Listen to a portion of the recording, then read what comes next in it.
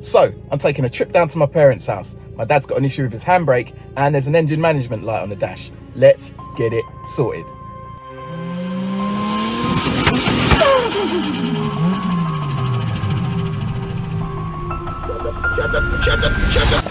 The handbrake, what's it good for? Perhaps doing some sick kind of J-turn like this. Or some illegal street drifting maybe. I don't condone it. Professional driving, yeah, we'll take that. Non-professional, Went down the wrong road but need to turn around. Joker. Some people just forget to put it on, like this poor chap.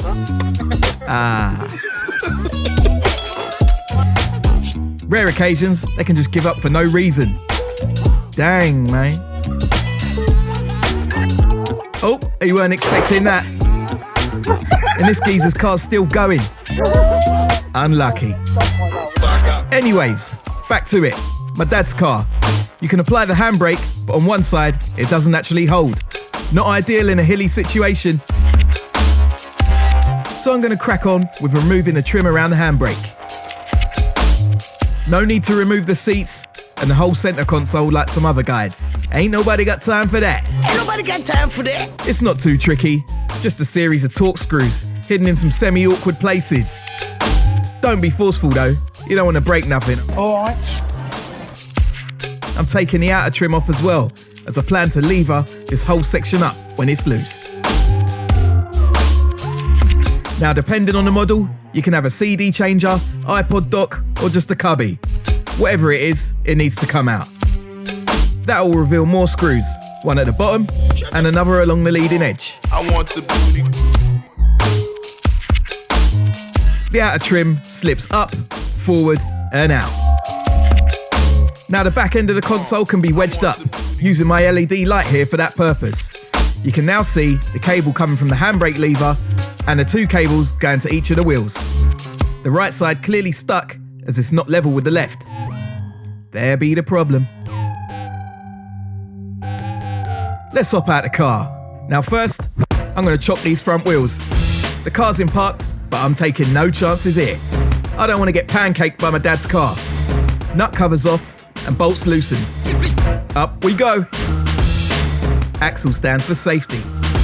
And then lowered on the pinch weld. Now with the rim out of the way, let's have a look at the caliper, where the handbrake cable is connected. It runs through some brackets and then hooks up here.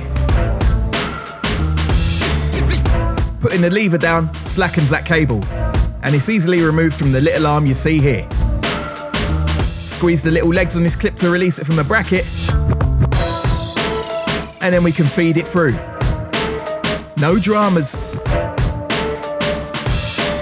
Same along the bottom. And here you can see where it enters the cabin. Back inside, it can be unhooked from the mechanism and hopefully pulled out. Hopefully. Not easy though. I pulled and the plastic sleeve sheared off. Mole grips did nothing much, so I had to dig out the leftover sleeve with whatever I could get my hands on. I've got a better angle of attack here.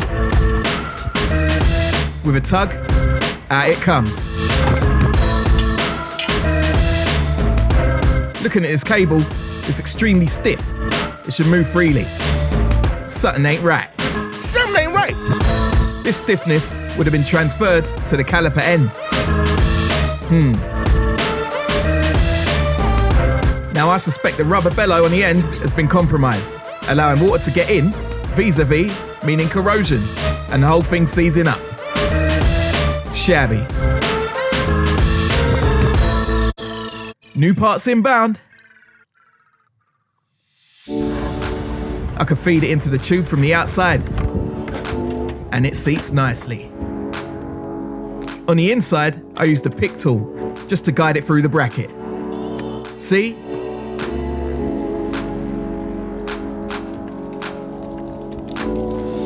The opposite end can be fed through too, and snapped in place. Then hook it back up to the arm on the caliper. Don't forget this clip, and this one too. I need to loosen the tension a bit just to hook this end up. You can see it move towards the left here. Now my dad was on the outside and pushed the arm of the caliper as far forward as it could go, so I could hook my end of the cable in. You can see the slack taken up when released. Then I tightened that nut back up as close to what it was before being undone. Lovely job. The wheel can now go back on. Obviously, don't forget to tighten up the bolts proper when it's on the ground.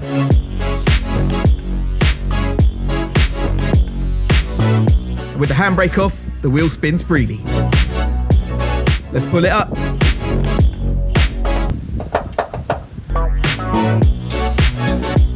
Yeah, that ain't going nowhere. Solid as a rock.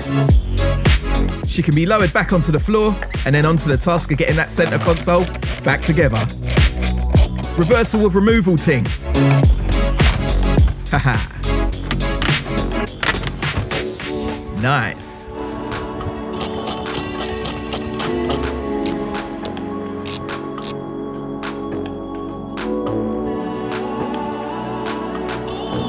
All those little awkward trims snap back in place.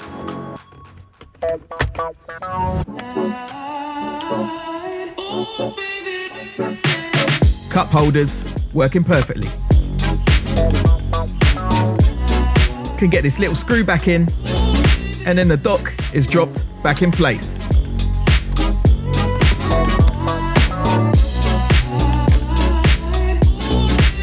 Yeah, job done.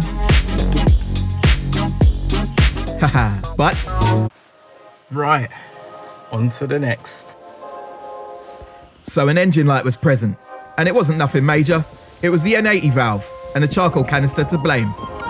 Its purpose is to purge fuel vapor from the tank so that it's released back into the engine to burn rather than outside into the atmosphere.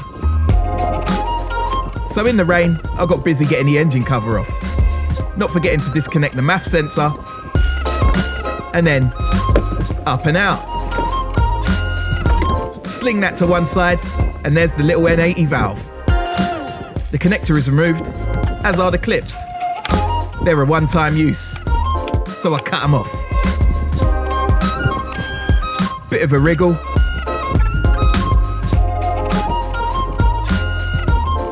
And it's out.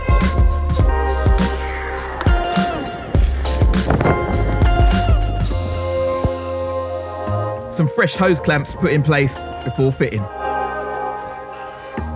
And there's the new one. Bosh.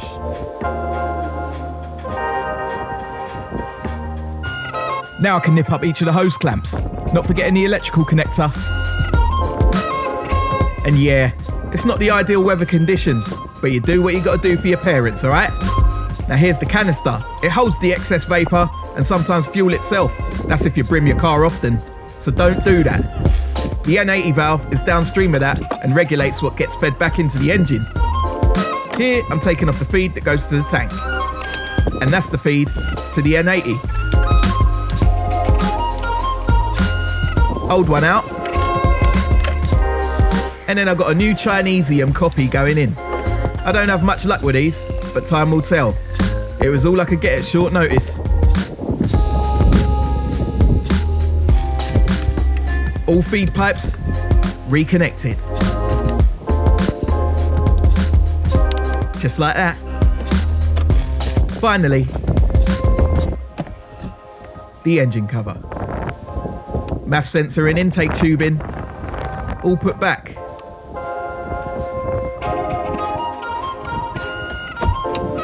I think we're done here.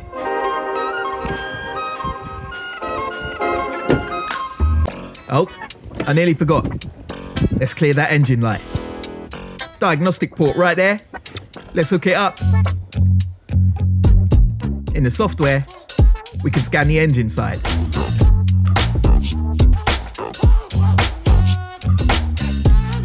Click on fault codes, and we can see that EVAP code.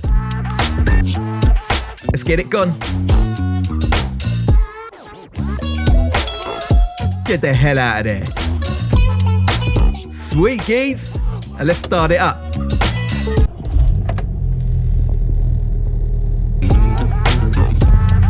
No engine light. Perfect. Sweet. Right, so that's the dad's motor sorted.